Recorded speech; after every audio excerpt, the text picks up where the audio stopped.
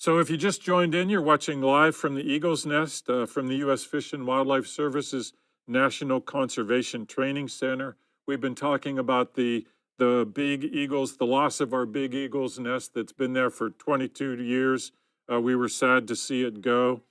Here on April 19th, we had strong winds came in Saturday night, and it knocked that big nest out of the tree, and the 3 eaglets in that nest died.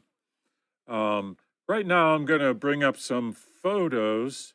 It'll take me a second here to get them up that I want to share here, and these are in kind of random order, but it'll just sort of be a little journey. This is one.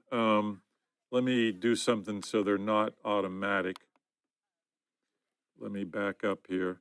So this is one that Lori G sent in this morning, one of her favorites, and I like it a lot too. It's a beautiful sky. And this was from 23, August of 2023, the big nest there. And just let me get out of this for a second, and it wants to play automatically. And see if I can exit the automatic part of it. Microsoft is taking over. Okay, let me just take it from here and see if we can make this happen. We'll get back to Lori's photo. This was a photo by Dave Smaldone, if you can bring that up, Rob. Okay, I'm just going to do this manually. Beautiful wolf moon here. This was back in January. And Dave caught this photo of the moon sitting right, that's the original nest that fell. And now, same morning, Brett Billings was out there. Brett is one of our resident photographers here.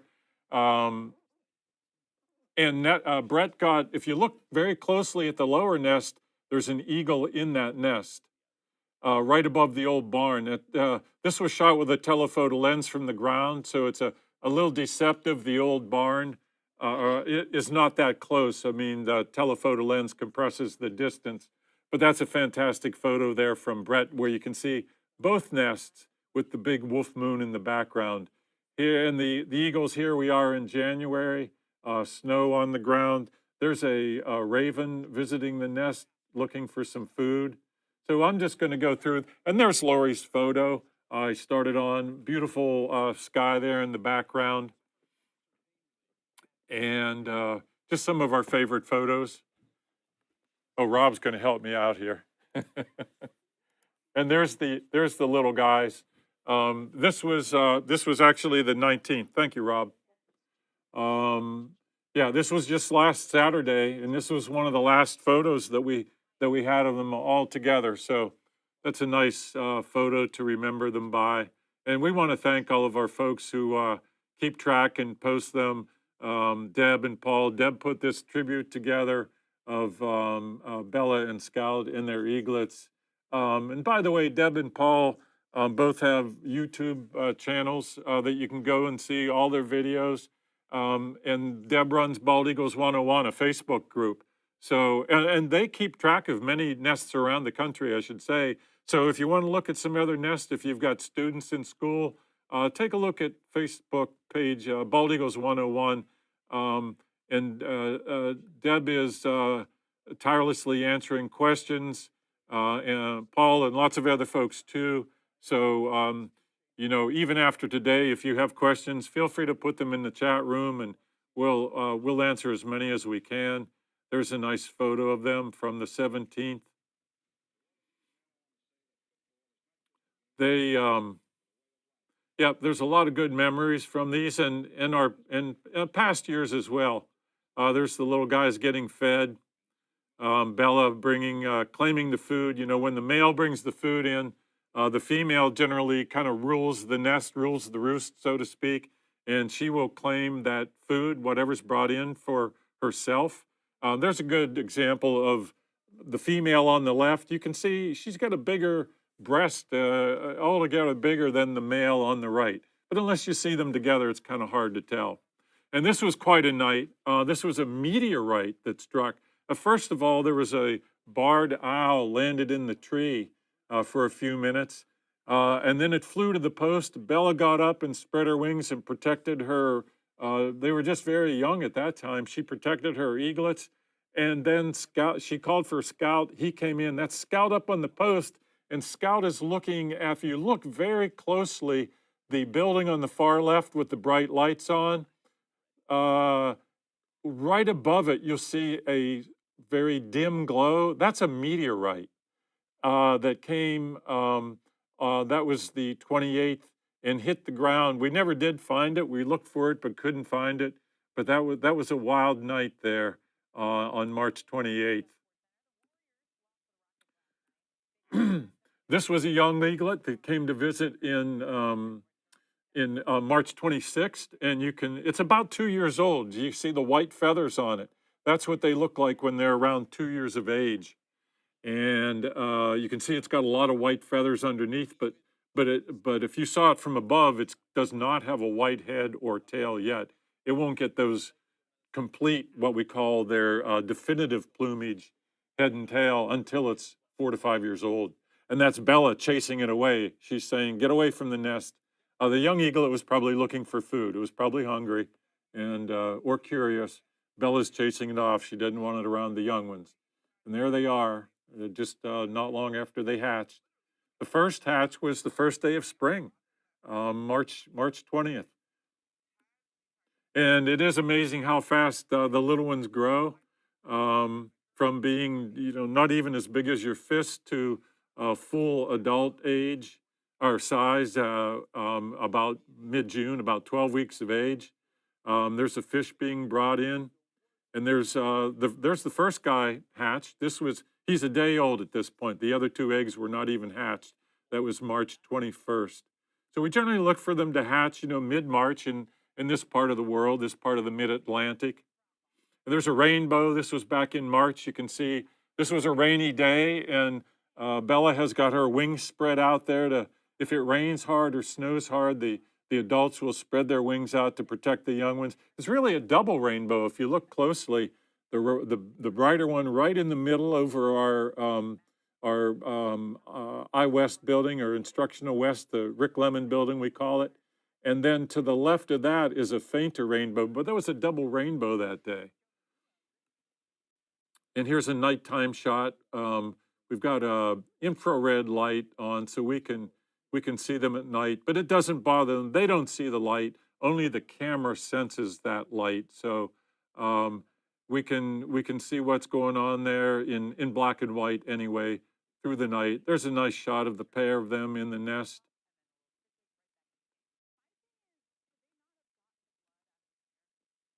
That's Scout on the left. You can see his black feathers. I believe that's him bringing a fish in, one of many fish that were brought in. And lots of straw brought in. That's, again, Scout with the straw. They bring straw in, nesting material. That's part of their bonding ritual. They bring sticks in, they bring straw in. It really takes 2 eagles to, raise a pair.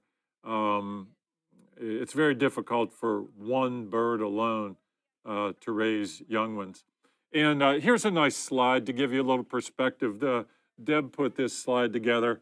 So this is looking from our Instructional West, or the Rick Lemon building, towards the eagle. This is the west view out of our instructional building.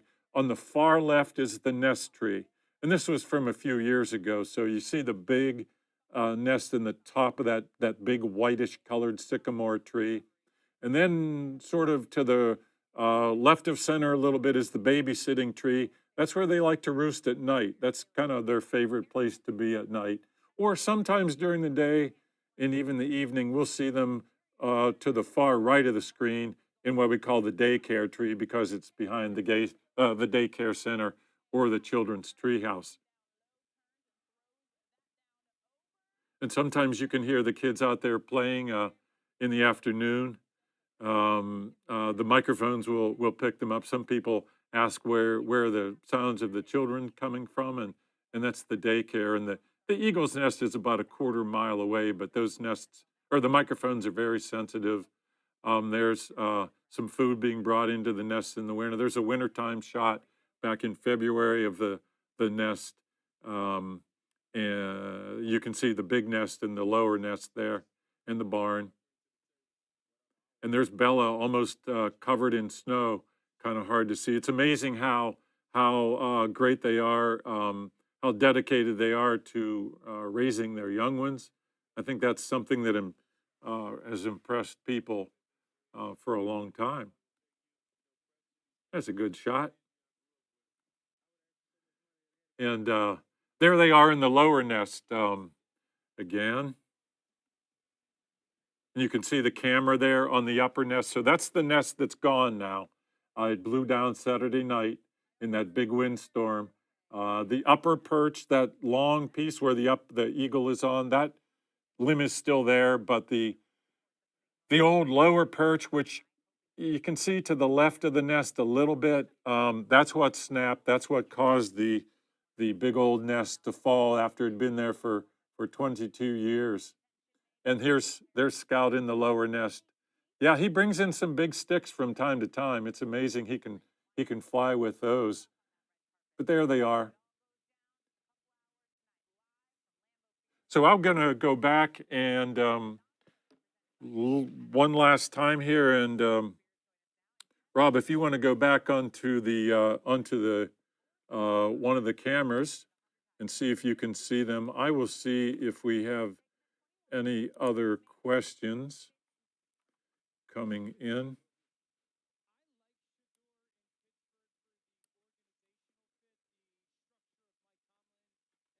Oh yeah, here's a good question. If the eaglets would have survived, would you have put them in the new nest? Well, Lisa, like I said earlier, when Jim came out, we were hoping we would find some of the young ones alive. We do have a very good wildlife rehabilitation facility not far from here. It's actually in Virginia. It's called the Blue Ridge Wildlife Center. They treat eagles. They treat many different species of wildlife, but they're very good. They have a veterinarian on staff. If we had found any of them alive, that's what we would have done. We'd have taken them there. They would have needed some care. I mean, if they would have seemed to be able to be put back in the nest, we would have tried to do that. And chances are, if we could have done that quick enough, maybe the eagles would have come back in. But unfortunately, none of them survived. But yeah, we would have gotten them to a veterinarian if we. If we could have.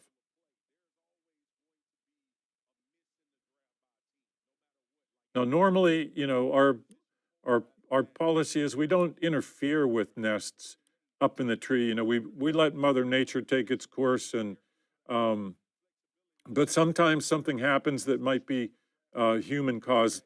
Tangled up in fishing line, for example, that happened to a nest in Tennessee a couple of years ago. So normally, we humans don't want to interfere with Mother Nature and their nests, because really you can do more harm than good. But in some cases, we try to do what we can. And this video, by the way, will be recorded. So if you missed the first part of it, you can go back on YouTube and watch it at any time. It will be recorded, and the same link that you're on now. And that's the live view that we're looking at. Nice green meadow out there, looking towards the grove of trees behind daycare. Hello from Paris, France. Well, thanks for joining us all the way across the Atlantic. Thank you, he says, thank you for the update and this fantastic work. Despite the pain of the last few days, nature heals itself and we must protect it as you do. So thank you for that comment. I think that's a good note to go out on. So thanks for joining us from Paris. Thank you for all around the country, here in West Virginia, locally in Shepherdstown, across the U.S. and Canada, and everywhere around the world that you've been watching these eagles. We thank you for your kind words and for watching this nest all over those 22 years. But the good news is that we think they're going to be back here. We saw them this morning, the video that you saw a little while ago. They were here this morning, and I think chances are very good that our eagle pair that are in good shape will come back, and we're going to leave the cameras on, so stay tuned, and happy spring to you all, and we will leave you for next time. Thanks again for joining us. Randy Robinson here signing off for the U.S. Fish and Wildlife Service National Conservation Training Center. Goodbye and have a nice afternoon.